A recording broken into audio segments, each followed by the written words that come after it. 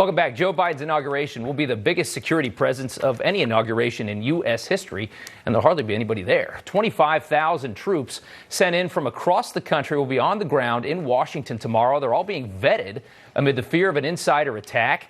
But the Pentagon chief said Monday there is no intelligence indicating such a threat. As we mentioned, the Army National Guard announced 12 members have been removed at this point, 2 flagged for what's being called inappropriate comments or texts through anonymous reports.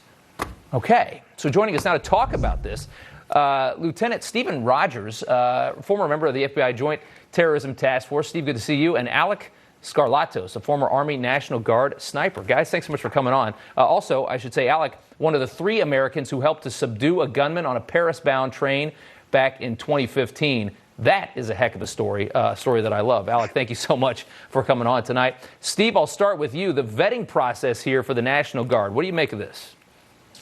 Well, we learned that the FBI is vetting the National Guard, and my first reaction was, who's vetting the FBI? I mean, this is absolutely unprecedented. I spent 25 years of my life in the U.S. Navy, and I must tell you that when I heard a general in a report come out today and say that some of those 12 were removed for questionable behavior based on text, etc., what I see is a dangerous path we're going down. It looks like a political litmus test, and it's something that we need not accept in this country one iota. Yeah, it does seem a bit strange. Alec, what's your initial reaction? I want to know what Joe Biden's so afraid of. I mean, really, no one's even going to be coming to the inauguration, but yet he has thousands of National Guard troops there. And then he's still so afraid that he has to then vet the National Guard troops that are there. And vetting makes perfect sense, I mean, I suppose, but how would you feel to swear an oath to the Constitution, go to the inauguration, with security, and then be sent home because the president doesn't trust you? Yeah.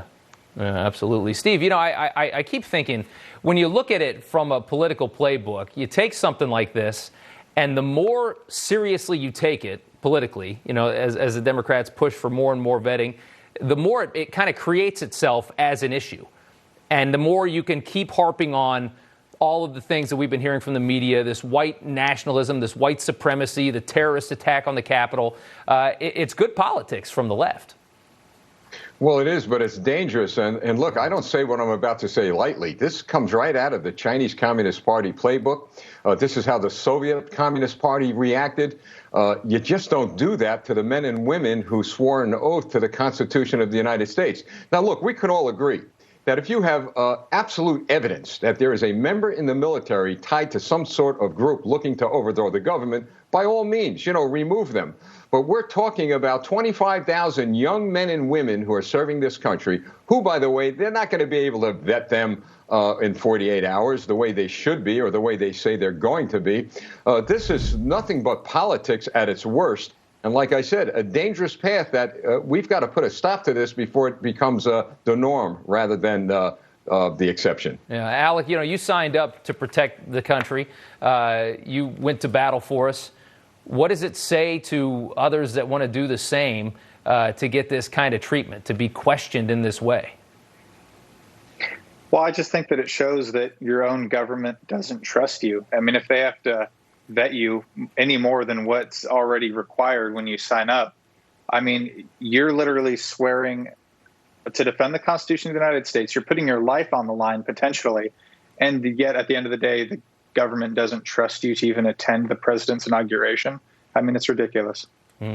Steve, what do you expect happens tomorrow? I think things are going to be quiet. There's enough security there to ensure that no one is going to at least penetrate any layers of the security that's there. Things will be quiet. We're in good hands. We have a great U.S. military, great law enforcement. I'll tell you, if anybody needs to be vetted, it's maybe some of those people in Congress. You talk about questionable behavior. I take exception to what they're doing to our men and women, but they will serve this country no matter what they're challenged with. Yeah. Alec, your final thoughts as we go into an inauguration tomorrow. It's a very, very political time. Yeah, I'm just scared at the direction the country's headed. I mean, not just with the vetting of troops, but censorship of conservatives across social media. I mean, I just hope Biden does what he says and actually can bring this country back together. Yeah, absolutely. Okay, gentlemen, thank you guys so much. We appreciate you coming on. Pleasure. Thank you very much. you. All right. All right, Wyoming is